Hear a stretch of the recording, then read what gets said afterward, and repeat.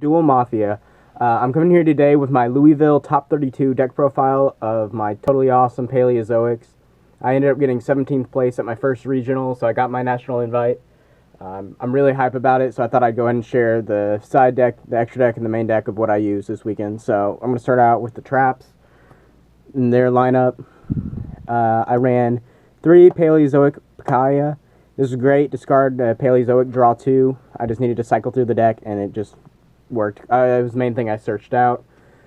Next to it was Paleozoic Dino-Miscus, one of my other 3 ofs. It was important. It kept popping all the things that I need to. I hit a ton of Metal Foe scales. I actually banished their fusion a couple times, which a lot of decks only run 1, which slowed them down a lot. And I ended up using that and Olenoids to pop a Union Hanger twice in a row, and that just shut the guy's deck down. Oh, and my matchups were about like 3 or 4 Metal Foes, 3 ABCs, Blue Eyes, and the last round Monarchs. And I only lost to Blue Eyes and Monarchs. I guess I just didn't prepare for those properly. But then we got 3 Paleozoic Olenoids. It's MST. It was just important to run. There was a lot of back row hate, and it just kind of cleared things out for me. It popped those Union Hangers, popped the scales. It just worked. I bumped Canadia down to 2. Like Dino-Miscus is just a better version of it. Canadia is great. It disrupts plays and flips the face down, but Dino-Miscus is just better, and a lot of things can't be targeted, so it works at 2. Now for one-ofs, I ran 1 Morella. This just sent them from grave, and I actually ran it because of breakthrough skill more so than anything, and that helped a lot if I got this out before Dinko, because I could just breakthrough skill it or Jinzo or whatever and continue with my plays. And then 1 Hallucigenia. This just helped get over some big monsters. And if you can activate it almost any time, you can target your own stuff, cut their attack and defense in half, and then chain from grave to special them all out. So that just worked out great. Then that's the end of the Paleozoics. Now for the just random trap lineup. 1 Storming Mirror Force. This worked out fantastic. I'd cited out games 2 and 3 if I had used a game 1, if they saw it. But when they didn't see it coming, they just didn't bother popping the back row because they thought I would just chain it anyway. And I cleared out 2 Vanity's Fiends at once with this, and that worked out great. 1 Anti-Spell Fragrance. I wish I had more at the regional. I actually ended up picking up a second, and that's in my side deck now. But this just shut down Metal Foe so hard, so fast, and I just wish I had a second during the tournament, just to speed things along. 1 Vanity's Emptiness, lock him out, chain to special. I actually did flipped Vanities, chained to Paleozoic, and just swung about 5 times in a row until he scooped, and so that worked out great. 1 Solemn Warning. I run it over Strike in case they drop Dinko or Jinzo on me. You can just get it off immediately. Strike doesn't hit those. And, Warning's just pretty great. 1 Breakthrough Skill. This was mainly to send with Morella and just kind of get that negation. 3 ofs. I got 3 Wabaku. This was a star this weekend. I let them set up their big boards. They thought they were about to OTK me, and I just flip it over when they enter battle phase. And then they'd lose to Raigeki or just me being able to clear their board next turn. 3 Reckless Greed. I wanted the draw power. The deck does a lot of drawing, and you just need to search. And you can chain your Paleos, of course, to draw. 3 and final trap is 3 Legacy of Yatagrasu. Again, it's just draw 1. Unless they got a Spirit, then they draw 2, which never comes up. And then for the spells, I run 1 Twin Twister, 1 Raigeki. Both were great, worked well. Wouldn't change them. For the monsters, 3 Swap Frog.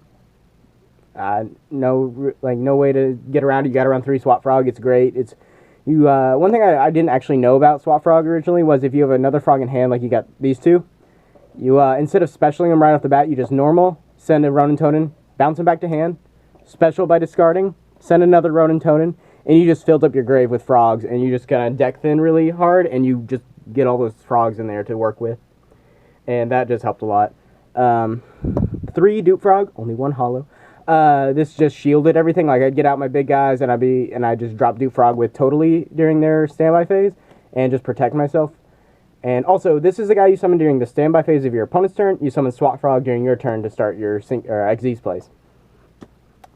And then I ran 3 Ronin Tonin, worked out great. I would just get this guy in grave as quickly as possible. And also, these frogs got big butts, 2,000, and it just helps protect your board in case you got nothing else going on. And for the last monsters, 2 Max C. I ended up cutting my card demise engine, so Max E went right back in, and it's fantastic. I don't know. I think I overlaid with it about 4 or 5 times during the tournament. If it was dead, or if I thought I could OTK, I would just normal it, summon out, banish to summon Ronin Tonin, overlay for Opabinia, or probably not Opabinia, but like Dagosto Phoenix for the OTK stuff. Now for the extra deck, I finally picked up 2 Totally Awesome. I ran around about for 30 minutes before the tournament started, trying to pick up my second copy. Got it right before I had to turn in my deck list, so I was able to get 2 and run them, and it worked out great. You can negate with both of these, and yeah, it was just of course, it's the star of the deck right now. Then I ran 3 Opabinia. Binia is the Searcher. You run 3 of it because it's easy enough to get out. You go through it really easily, and you just want to see it. And you can also activate your traps from hand. And the good thing is, let's say you have your 4 back row set, and they drop Dinko on you. Your next turn, you have a Swap Frog and a Ronin in your hand. Just go off, summon this guy. He won't get his search effect, but then you can activate your traps from hand, and you won't have to set them anymore, and that can out Dinko. Or you can just summon something else and swing over, but it depends.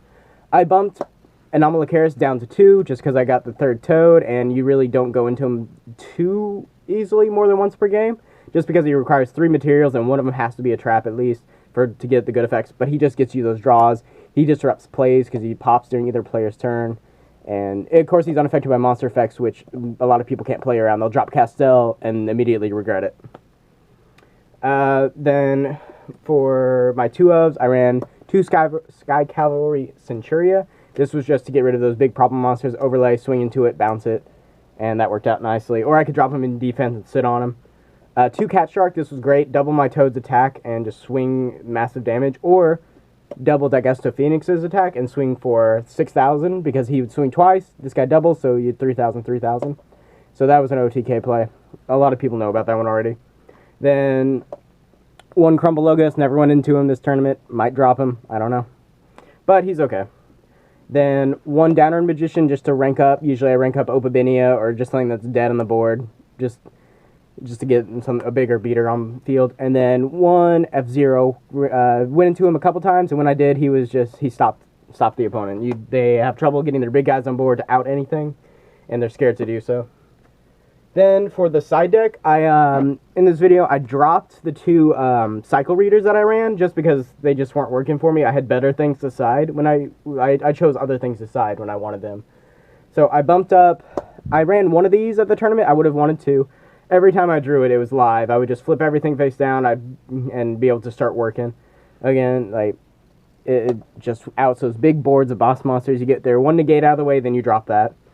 System down, cleared out ABCs so many times with this, and you just got to keep playing and stop their days. 1 extra Twin Twist on the side, hit the back row. 1 Dark Hole, this was just... It's good against the mirror match. I didn't actually end up having that, but if they summon a bunch of Paleos and you can just banish all of them because of Dark Hole, that'd be great. I added this afterwards, Anti-Spell. It replaced one of my cycle readers. Just wanted to see more of it. 2 Chaos Strapple. This is one of my sides against Dinko and Jinzo. One's light, one's dark. You can hit both of them. Also, this just counts as a second solemn warning, really. Like, you just hit some pendulum plays. Sometimes they'll just drop too many of this attribute and you're just having a good day. 1 Lava Golem. He has come up a couple times before. I've burned some people to death with it, and it worked out. It's pretty great. 1 Kaiju, just a Gamma Seal. This one's pretty good because it's the water attribute. You can use it to tribute to negate with Toad and everything. And also, if they drop Flying Sea on you, and you really got to do it, summon another Paleo. Next turn, tribute summon him on top of those 2, and then you can keep going with your plays. And that has happened a ton. Then I actually cited these for the mirror match. 3 Flying Sea. I think I used them once against ABCs to stop them from going into all their Xyz plays, but really I didn't use it because I didn't see Paleos all day. But if I had, I would have used it. And then my last one was 1 Vector Pendulum. This was for metal foes, drop it in the scale. They can't pop anything, so they might mess up and put a, Scout and Monolith in there or something, and they just get stuck.